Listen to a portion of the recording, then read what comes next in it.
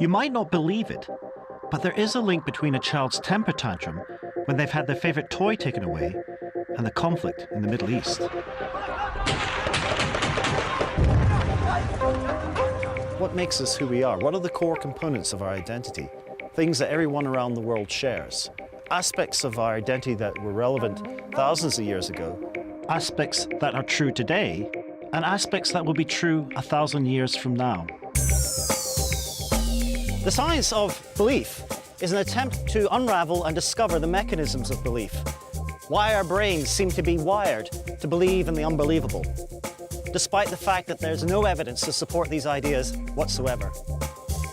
I want to understand how our individual minds and our cultures have evolved to find meaning in the world around us and in the objects we hold most dear.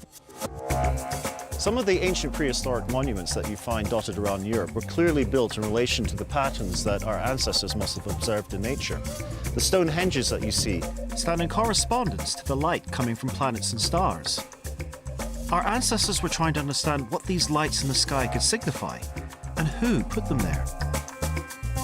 All religions, even those that preach the disavowalment or denial of material possessions, still have these sacred sites and sacred objects to act as a focus for belief and ritual.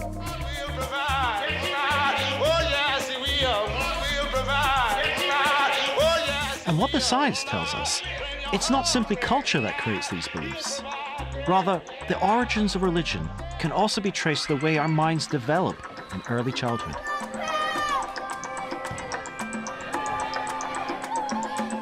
It's easy to understand why people will fight over land which has natural resources or is so fertile it can support farming and agriculture.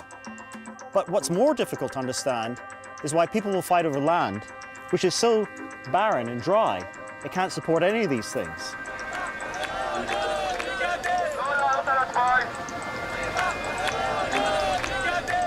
The reason is, of course, is because this land is the land of their forefathers. The emotional attachment to the land is so valuable, it's worth dying for.